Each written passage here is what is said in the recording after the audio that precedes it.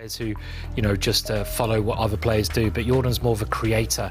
He's more of a unique thinker. He comes out with ideas, and that's why he's been part of Magnus's World Championships team. So yeah, let's see what he's got here. Guys, we see the Queen's Gambit declined on the board. There you go. And the Queen's Gambit declined. Black not taking the bait. We do see one of the most trendy variations of this system, the Tarash variation of the Queen's Gambit declined.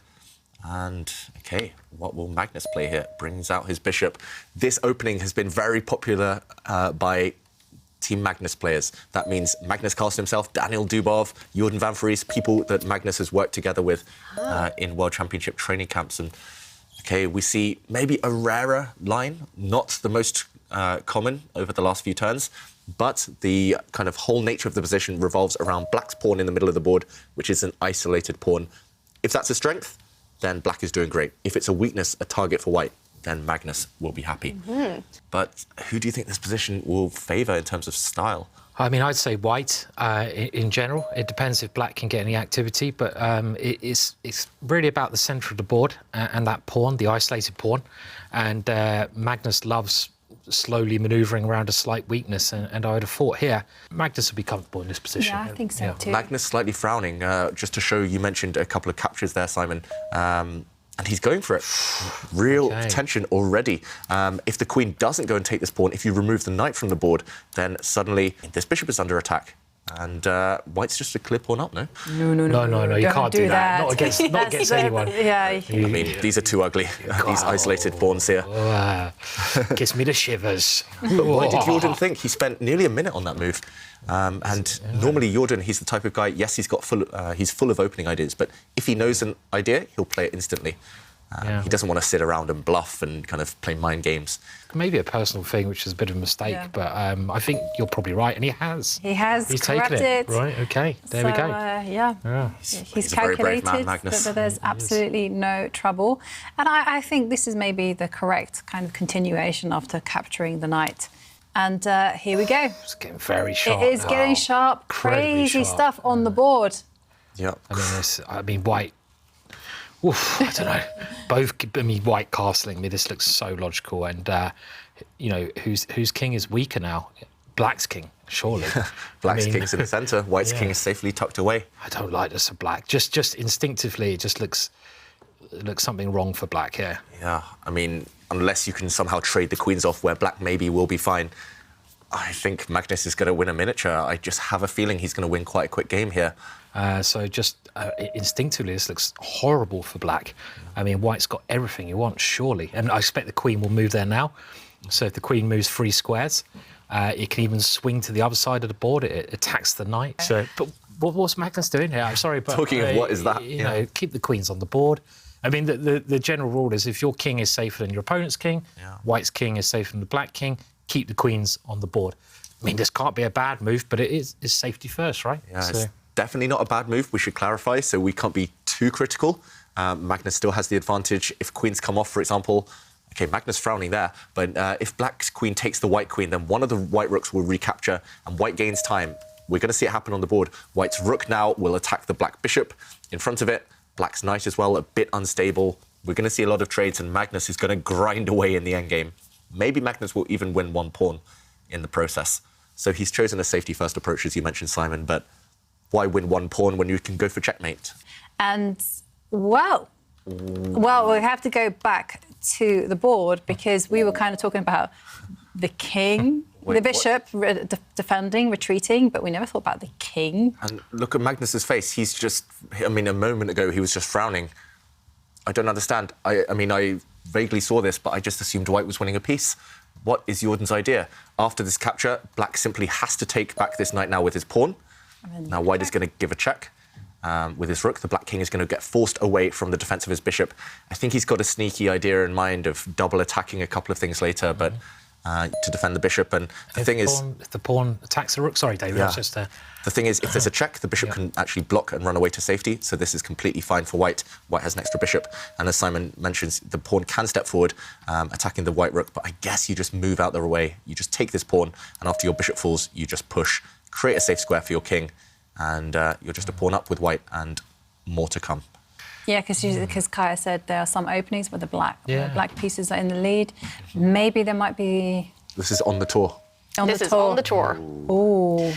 We'll start revealing all of it tomorrow. French defence, maybe. French defence.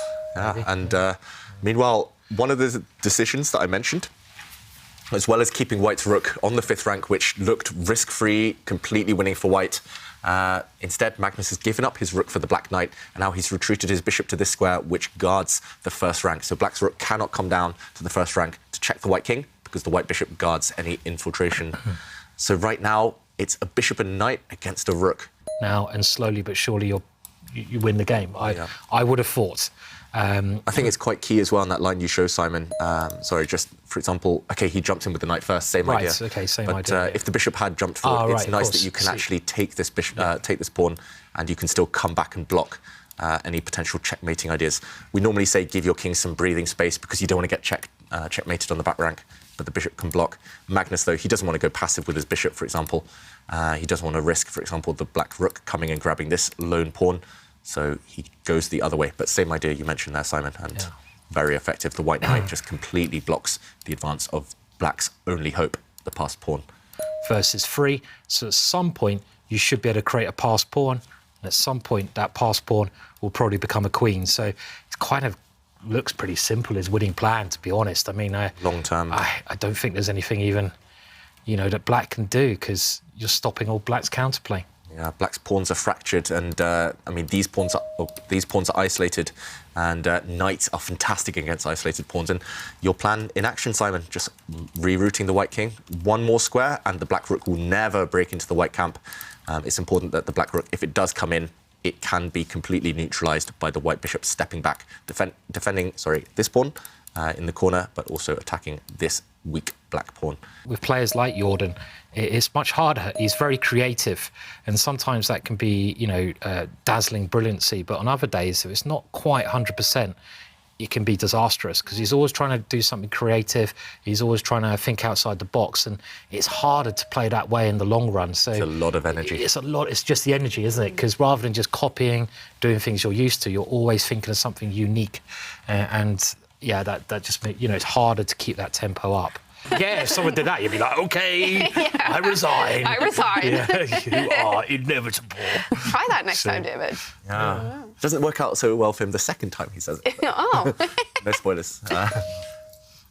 Yeah, big Marvel fan. Literally, the highlight of my summer is going to be watching the new Thor movie. Oh, yeah. So, yeah, meanwhile, the mighty Thor, but this position not looking so mighty for Jorden. I'm looking forward to the new Top Gun movie. I think that's out soon. Welcome to the... And what is it? Danger Zone. Oh, I know it's not. It's something else, isn't it? Welcome to it's highway to the danger zone. Highway. That's where we went wrong. I just freestyle my lyrics, all right? I just make them up, Call it that way.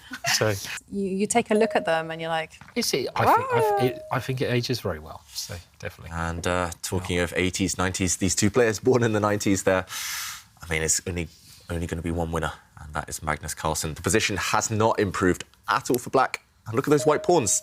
They've started to push. Literally nothing for Jorden to do. I wouldn't be surprised if he just gives up hope soon. And there's simply nothing to do here for Jorden. Look at the clock times as well. How imbalanced is that? More than 10 minutes for Magnus in a easily winning position at this point. The white king can just continue centralising itself or even marching towards the right side of the board. White's bishop and knight have everything locked down. But you've lost control a little bit now because the black pawn is suddenly free. The white knight was controlling that one, but now, you don't want to allow any counterplay. This is just key. Stop the counterplay. Don't put your piece on bad squares like this knight, even if you can win a pawn in the process. And there's no stopping that white king from getting to its destination as well, because yes, you can attack pawns, but hey, the knight can actually step back to the c4 square, or Magnus just goes, well, I don't even need to defend it. That king is just going to run to chase and gobble up those pawns on the right. Yeah, so white giving up this pawn in the centre to the black rook, but instead just going after these pawns. I think Magnus, one of the best patches of his career in early 2019, he was just every time on the white side of the Queen's Gambit declined, he would just smash his opponents off the board. It was just a joy to watch. We rarely talk about which openings is Magnus the expert on. He's the universal player, but is this the opening he is the expert in? was one of them. Yeah. He's so good at everything. I mean, this is, openings and, adapt them into his own play. And yeah, it's just one of his big strengths. Yeah. Opening books, he's just poring over them all the time. I mean, this game is not going to last much longer now. White is simply going to capture this black pawn on the right side of the board. White's 2 pawns are unstoppable, and at the very least, White can give up one of his pieces, the white or the white bishop, for black's pawn in the middle of the board. Those 2 white pawns, on this side, they're just going to march up and win the game. I mean, Jorden never got back in the game, simply he never recovered. Maybe a slight opening disaster from Jorden, but Magnus's technique ever since that one small slip in the opening has just been flawless. And now the white knight jumping to attack the black rook, but also to stop black's pawn from marching forward. That white knight will keep the black pawn under lock and key, and white's pawns win the game. And I'm looking at the bar on the bottom of the screen. Mishra, Mamedyarov. Mamedyarov is he still world number 5? Something like that. The bar all the way over to Mishra's side. And we do have a result in this game. It is a win for Magnus Carlsen, his 2nd win in a row. Horrible start for Jorden today. He only has 1 point out of those 4 first games.